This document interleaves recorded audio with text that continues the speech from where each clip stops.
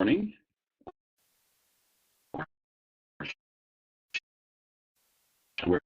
Question on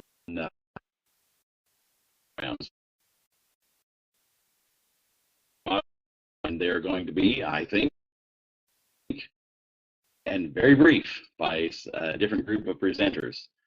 My job is to keep things moving, keep things interesting, and if you do have questions, oh, now I'm breaking up again. Oh, dear.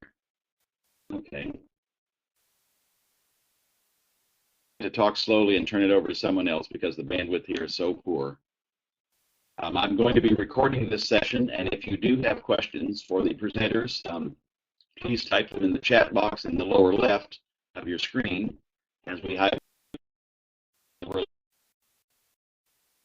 I will speak slow. Thank you, Lucy. I appreciate it. Lower, my dyslexia got me. That's exactly true. I'm going to start out just to be the first person to, so that I can sort of get mine out of the way and turn it over to some other people. I want to talk about skins in Sakai 11 and what's been going on there. It's been fascinating. But before I do that, I need to tell you a little bit about who we are, because we are a consortium of 25 colleges and universities and other educational institutions that share a single institute, provide hosting and training and summer conferences and so forth, basically for the, I suppose, one of our main purposes is to reduce overall costs. What you need to know for what I want to talk about is that there are 25 schools sharing Sakai. That's the important part. So when Sakai 11 came along, it really gave us an opportunity to do a way of review. The skins in Sakai are by the branding, the color schemes, and logos that make a course look the way that it does. In Sakai 10, with the cascading stuff to build and so forth. And with Sakai 11, that's all changed. We have that allow us to specify what the skin should look like without to. Sorry, I'll make mine short. Modifications of skins much easier. So I have to pause every once in a while and let the audio catch up, I think, is what's going on. It gives us some wonderful capabilities, but only if you understand us. So let me show you what that looks like. I'll zoom in on the screen here. And by the way, I also discovered to my chagrin this morning that the upload that I did was now too large for the blue button, and so I had any text there. But you get an idea that these parameters are extensive and complex, and yours for anyone to basically understand them. So what we did was we take a tool that we have, which we call LAMP-CAT, the Coordinator's Administrative Tool, that allows our coordinators to manage, and we expose these parameters for them so that it looks like this. They can say, this is what color I want to use here, this is what color I want to use there, and they, the users, can actually specify this. Then we take that data that our users have given us, and we show them where that data is going to go in a sample screen. So this is, again, we let them see that, this is the color that's going to be in the background of this button, and here's the color of the text, and so forth. Let them see all that, and then we export that as a CSV file. So there's a CSV file. CSV file looks like, and the name of the skin, and the primary color, and width of the logo that's being used, and so forth and so on. All those different parameters. We export that, and then that gets loaded into Sakai, and lets us, Sakai 11 that is, and lets us control the way 25 different skins, and it's more than 25 skins because some of our schools have more than one skin. They may have a skin for the graduate school and one for the undergraduate school. So the takeaway for me is that it provides an understandable way to control and modify the skins, and it allows them to be automatically updated. But we have some issues. Parameters are not consistently named. They're sometimes difficult to puzzle out what they do. There's not a good skin parameter documentation, at least not yet. And not all the parameters have been identified yet. We're still scratching our head over some of those. So Lucy, you said, thanks for the simplicity, is this level of branding only for an entire institution, or could individual sites within an institution adopt a different skin? Potentially every site could have its own skin, yes. That would be a lot of skins, but then we already have a lot of skins. So it certainly could be done. So, questions from me. And then I'm going to turn it over to our next presenter, who is, just a minute here, it's going to be Corey, I think. Yep. Let me just check here before I go on. Okay, good. So, let me introduce Corey, and I'm going to hand the presenter stick over to Corey so she can start taking control of everything. Fantastic. Great. Can everyone hear me okay? Yes. All right, excellent. So my little piece here is our Revive and Refine, Reinventing the Faculty Support Model. Gotta love the alliterations. And there we go. So I just had a few pieces to share. Moving forward into our fall semester this year, and this actually started back into last year, we initiated a program through several of our schools that allowed, we got the deans and the chairs on board to push forward to revamping, renovating, innovating, and just general overhaul of course improvement for several of our programs here.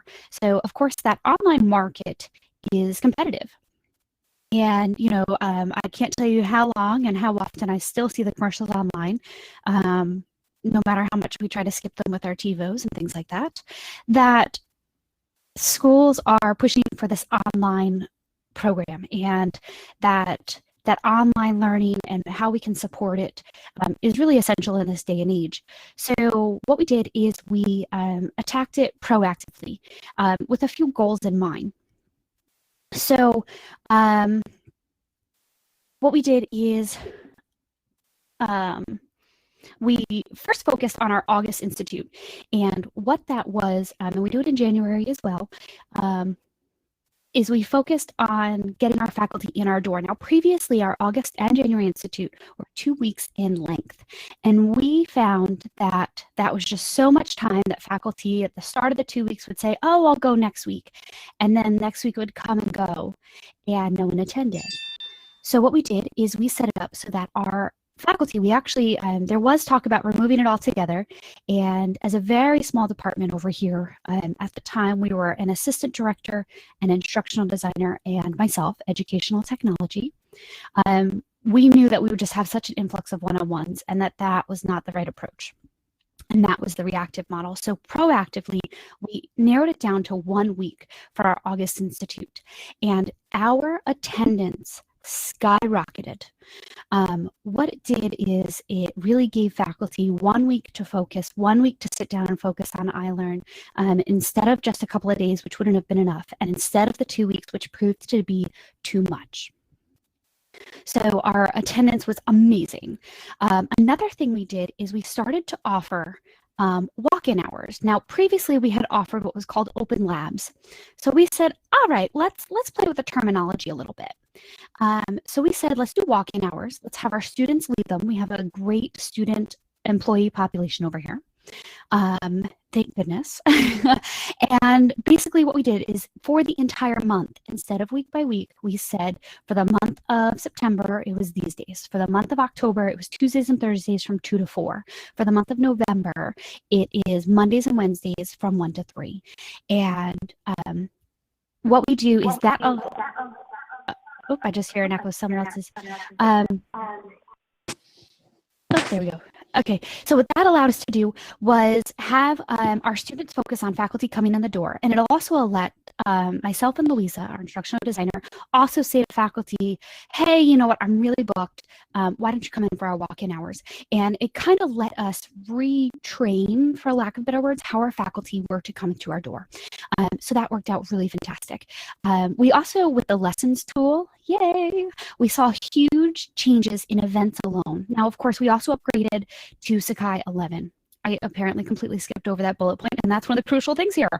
So huge changes there. So the great thing is that our faculty attendance nearly doubled, actually, I think more than doubled, to have our faculty come in for Sakai 11. So that was our proactive. Of course, we also cleared our schedules for the first 2 weeks of the semester.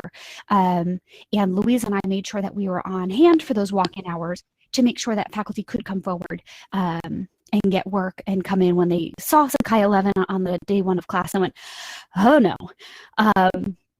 So exactly, like come and get help because you know you need it. So we definitely you have to always offer both proactive and reactive.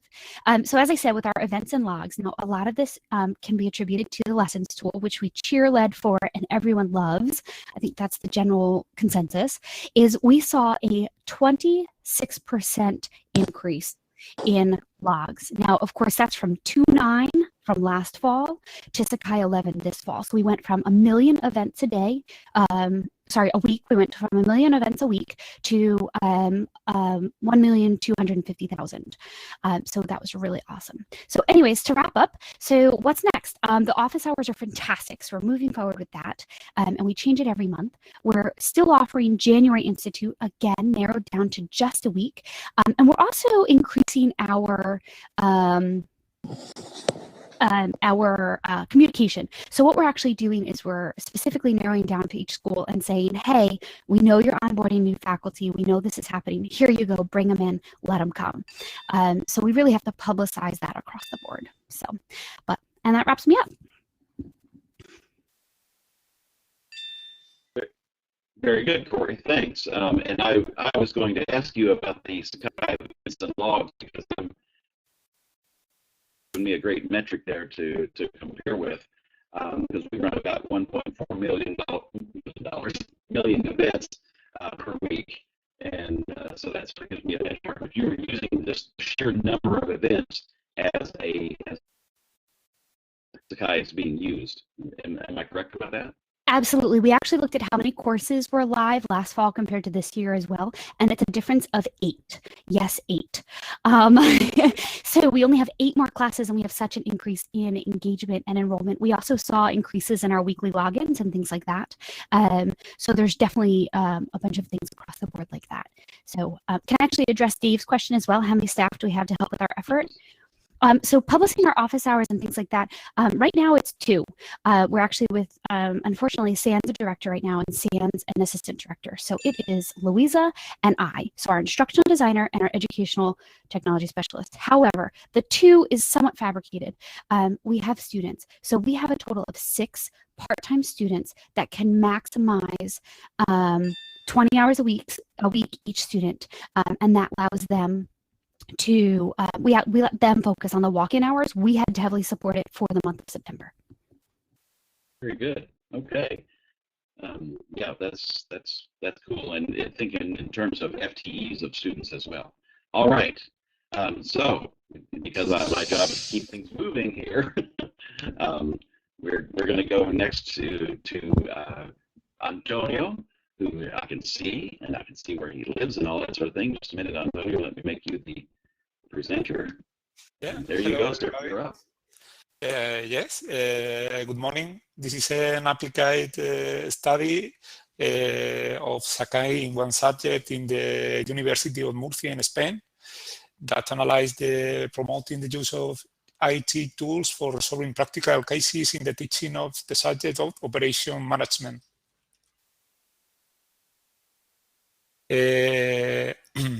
This study has been carried out during the last academic years in the degree in business administration and degree in industrial relations and human resources. It has been carried out due to the possibilities that Sakai gives us to the student.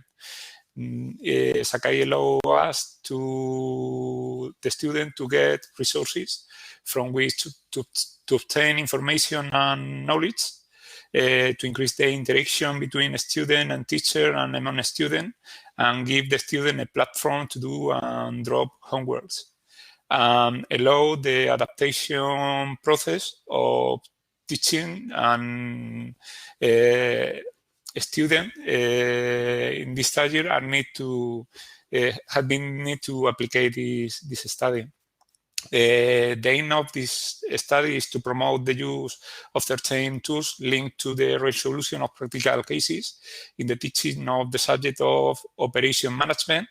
And this goal was embodied in support teaching in practical classes of the course, building the capacity of abstraction and confronting problems through the new techniques.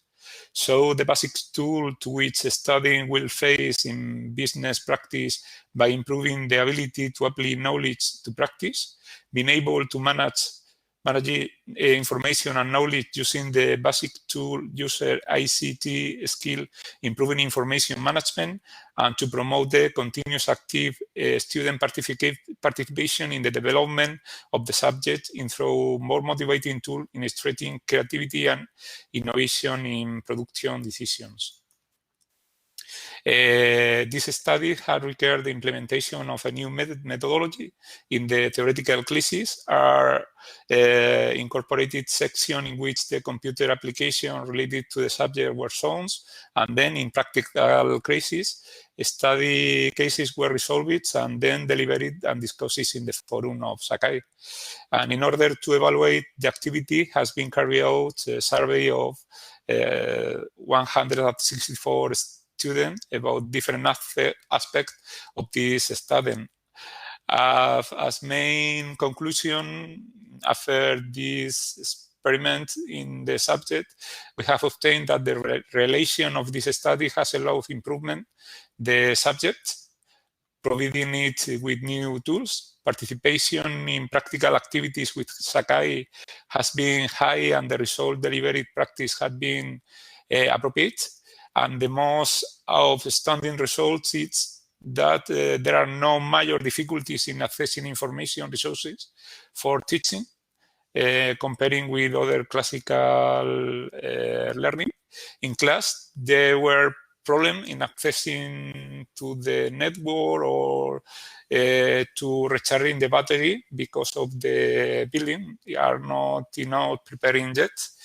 And the skill needed to use then motivation and result are higher in the system that using Sakai compared to classical learning. The incorporation of this methodology allows reinforce basic concepts in the subject, introduce a more practical view, improve attention in classes, and increase motivation and approach to business practice. The greatest difficulties that the students were found in the use of this tool are derived from the need for more preparation in this tool and the time spent on its use. There are no major limitations in this access to these resources, both at home or at the university, and students understand that this teaching innovation has improved its satisfaction and it has improved its education and personal development, and it has increases interaction with peers and with teachers. Thank you very much. Very good. Antonio, go back one slide. Let's leave your slide up for just a minute. Okay. Yeah, good. I have a question. These are students who I would perceive, tell me I'm different, that I'm wrong, but they would have standard, they would expect a lot from the technology. Would you agree with that? I don't listen you very well. Can you? I'm sorry. Let me type it in.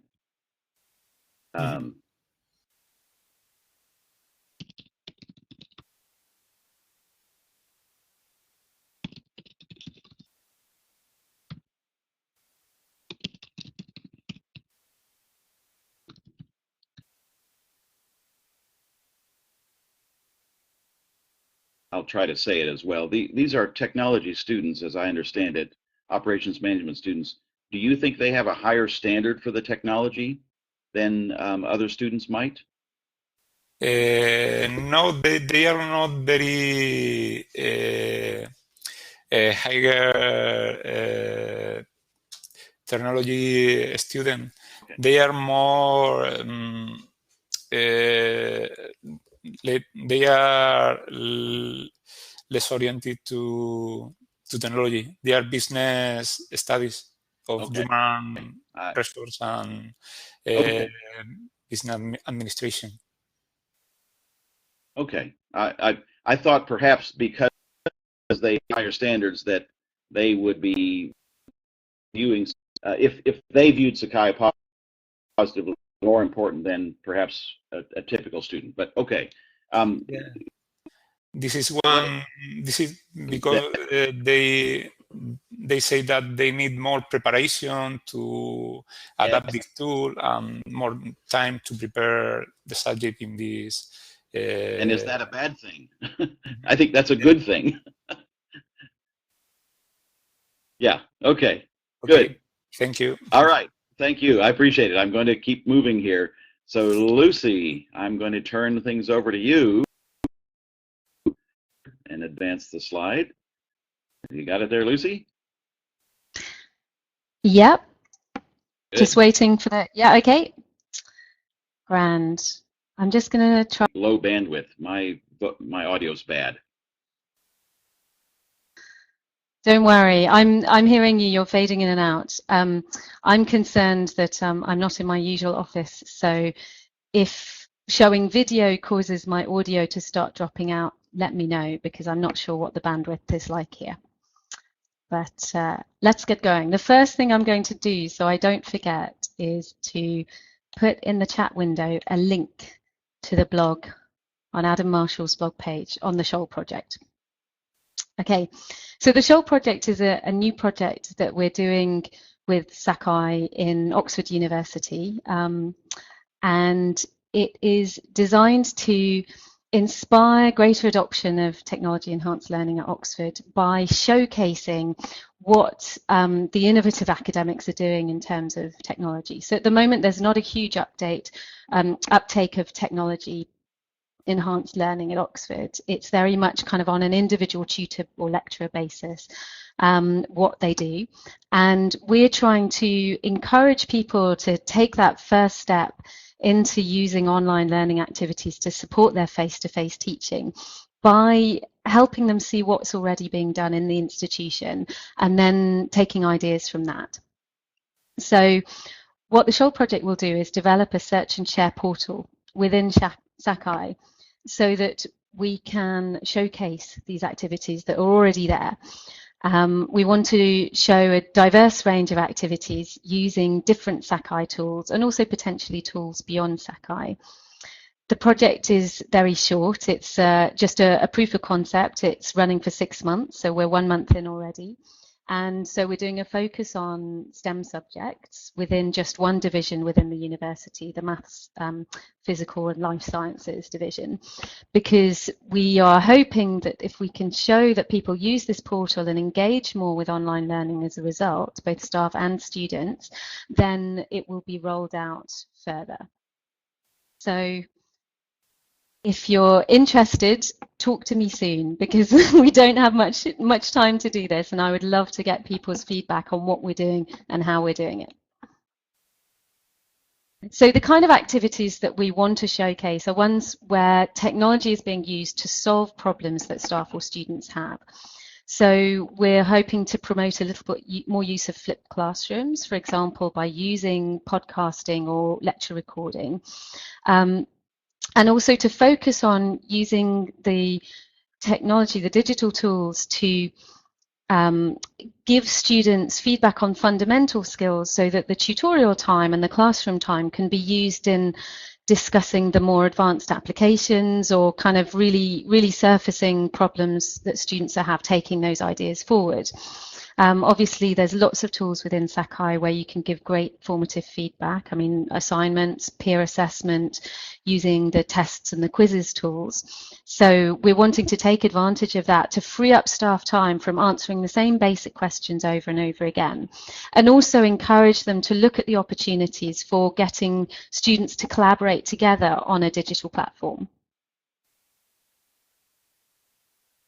In terms of the Sakai development that the Shoal project is going to be doing, sorry, I've just seen Trisha's reminder. That's really helpful. Adam and I will be talking more about the Shoal project in the next Teaching and Learning call on November the 16th. Thanks, Trisha, for that. Yeah, so in terms of the Sakai development we're doing, I'm not a technical person.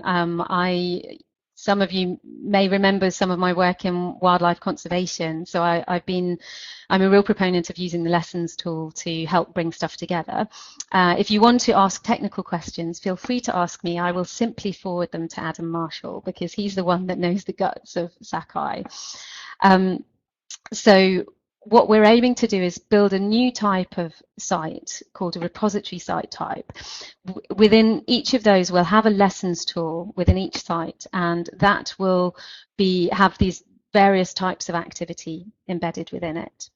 And then we're going to use, for each of those sites, we will have learning object metadata attached to them.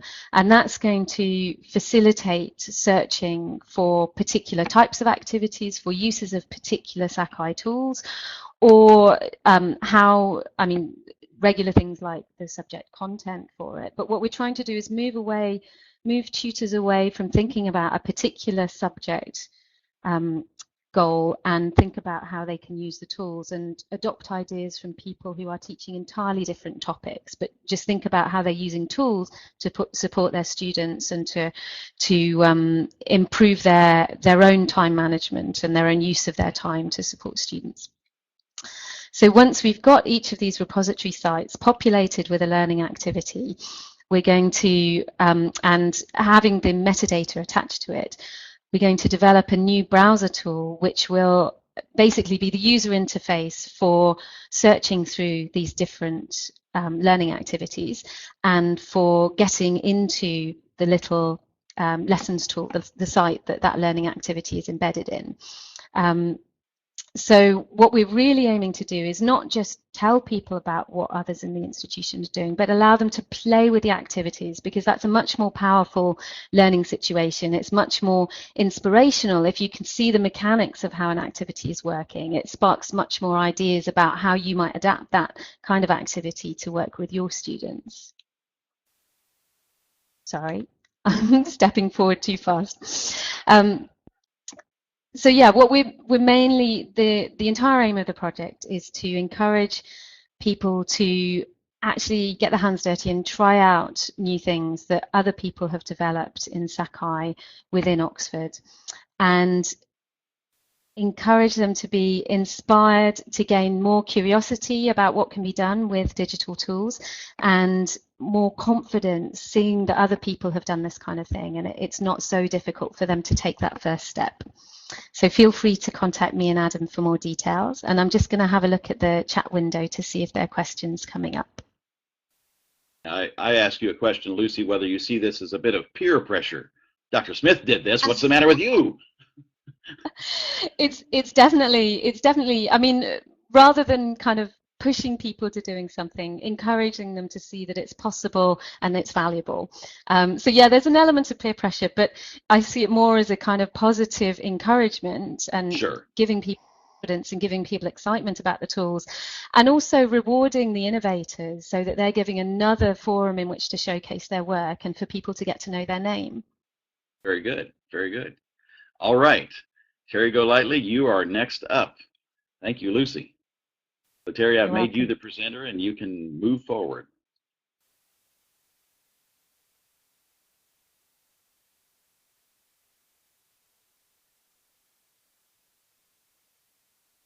And your mic is muted, Terry. Order of time. I got you. You're good now. Okay. I'm sorry, I forgot to unmute myself. I'm going to go through a lot of slides in a short period of time, and these are very hands-on types of activities. But I do want to, right here at the beginning, give credit to Louisa Lee and to Chuck Severance for putting me onto a couple of these ideas. Basically, what we have is we have a way to manage things that some things that people have seen as limitations in Sakai. And I want to show you what the problem that I was addressing was initially a screen clip of the home page, and then we put subpages on kind of a table of contents page, but you could be looking on the left there, on the right there, as something that might be on the left menu that's just a bunch of buttons going down the side of the page. And so that's not really a great aesthetic. So I came up with a solution, starting with one of Louisa's presentations at Marist College. And this is the same class a year later.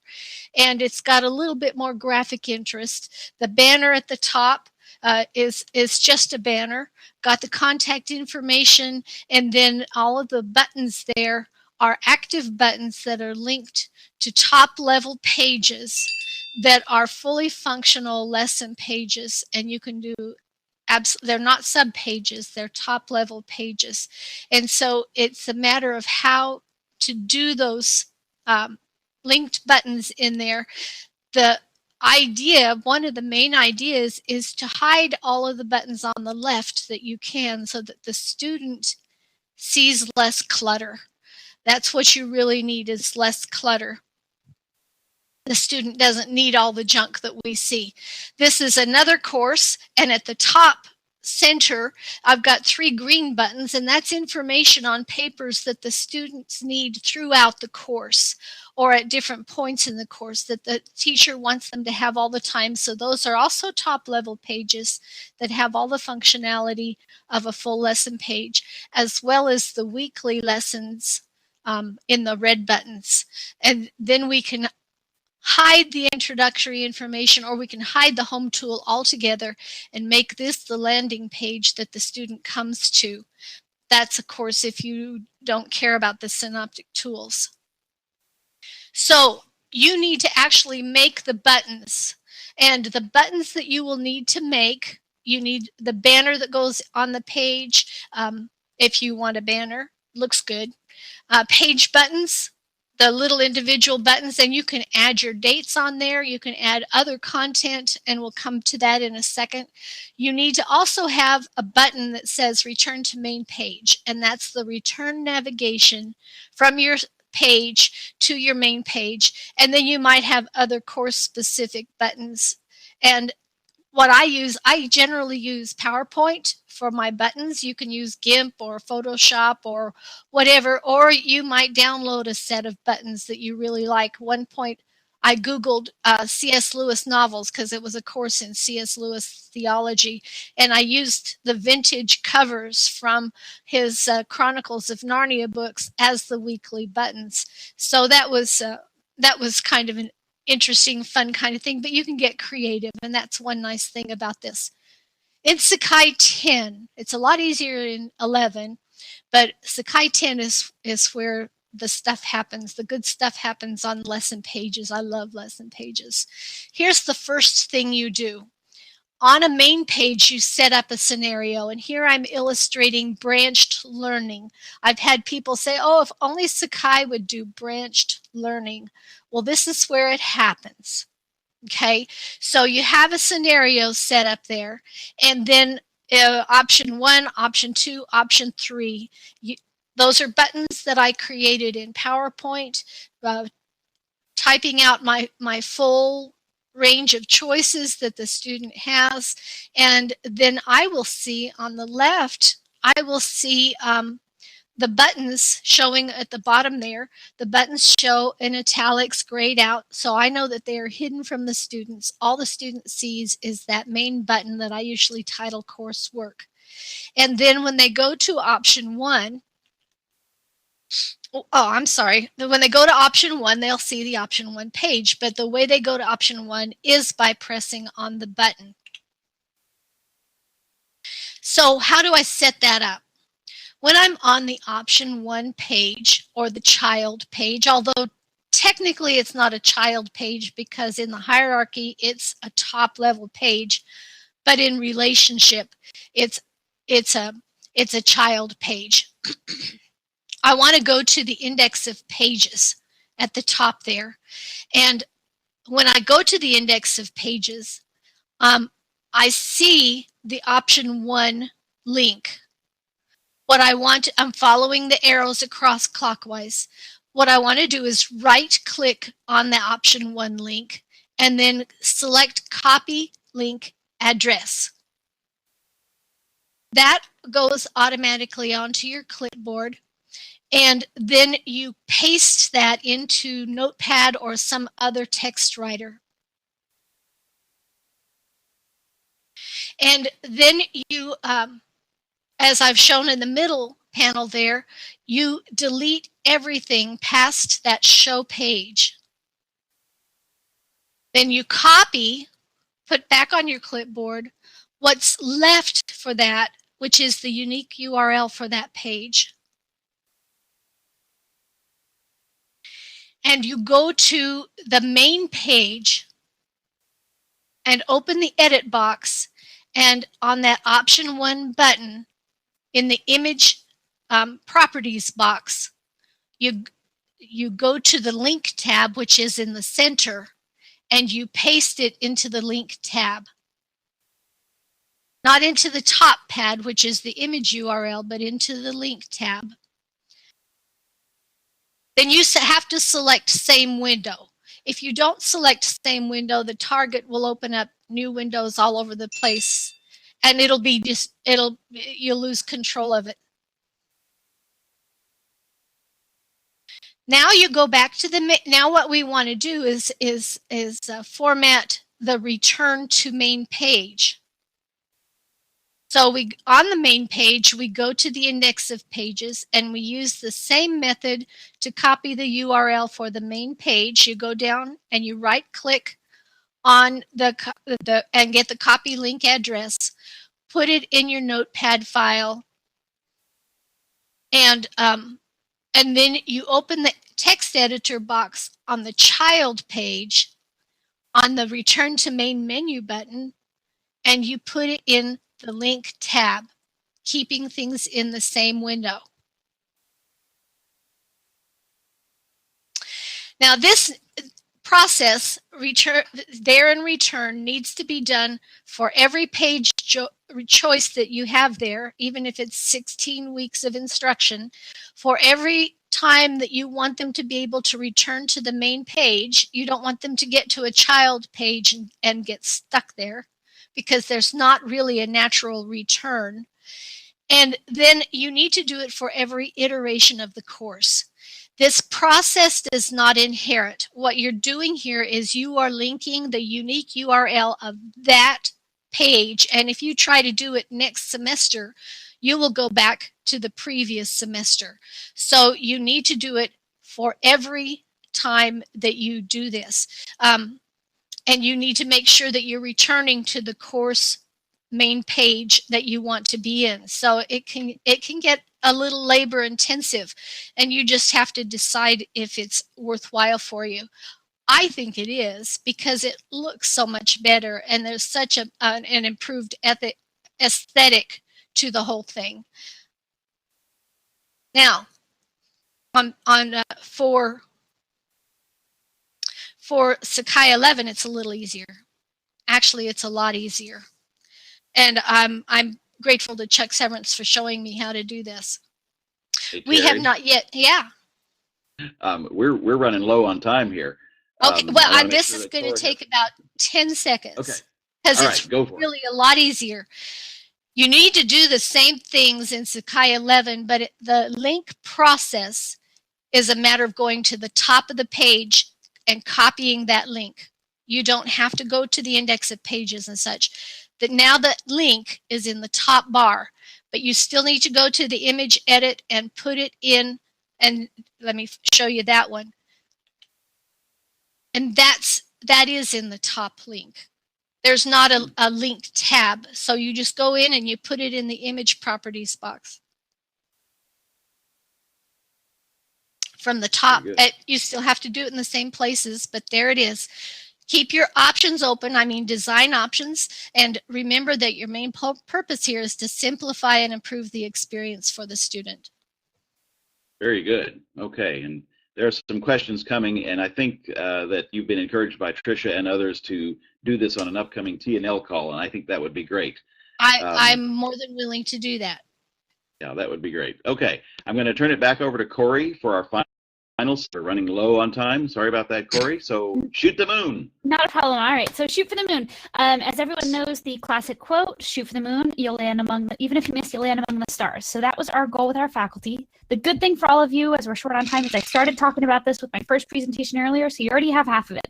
So again, with our faculty support, we did an overhaul specific to schools here on campus. So what we did is we specifically looked at recent innovations and the driving forces behind them. So what we did is we worked with specific faculty members. We did one-on-one sessions as well as seminar sessions. So we actually have one this Friday with our faculty.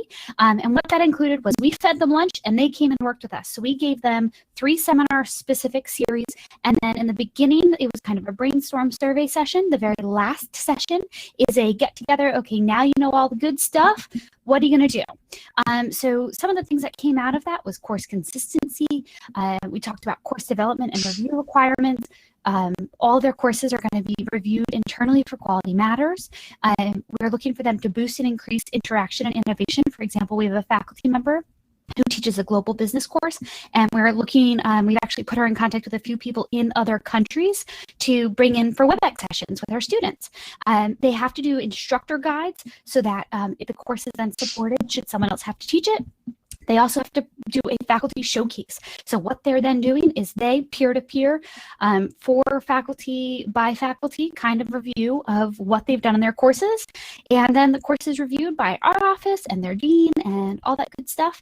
And we have made these really rockin' awesome courses. And the focus is to not only boost our reputation as a college, but increase our student engagement and wanting students to feel connected and feel like they're part of a community, and really walk away with a hoorah for Marist. So anyways, we have a whole like course innovation proposal and what the faculty are doing. But long story short, that's what we got. And then, of course, I'm all about quotes. So by changing nothing, nothing changes. So yeah, the end. Well, my goodness, Corey, that was good. Why don't you put your email address just in case folks would like to get a chance to communicate with you about that further. And I have to apologize, folks. Well, not really apologize, but I organized these in what I thought was kind of a logical progression from the more technical to when Lucy talked about, shoot for the moon. That seemed like not Lucy, Corey talked about shoot for the moon. That was kind of a great place to end. That, let's aim to make our courses in Sakai, let's aim to make success that it absolutely can be. So thanks for this. This has been a whirlwind show. And I kind of enjoy these. What about you all? Do you like having these kind of lightning rounds where we do lots and lots of stuff in a short amount of time? Is that a good thing? Okay, Corey likes it. That's good. So I would imagine we will try to do this sort of thing next year too. And by the way, I should have said this, probably picked up on this. We've been all over the world today. Corey, you're in New York. Am I correct about that? Yep, New York. And Terry's in Tennessee, and let's see, Lucy is in England, and Antonio's in Spain. So we've been all over the world here today. So yeah, it's been, and by the way, I'm in California right now. So, oh, usually Stockholm. My goodness, I didn't know. All right, fair enough. Well, so that's our lightning talks. We've been around the world, and you've learned lots of interesting things. I encourage you to stay in touch with each of the presenters. I think we can look forward to teaching and learning call presentations by Terry, perhaps by Corey, and so we'll wrap it up with that. Thanks so much, everyone, for attending. I appreciate it very much.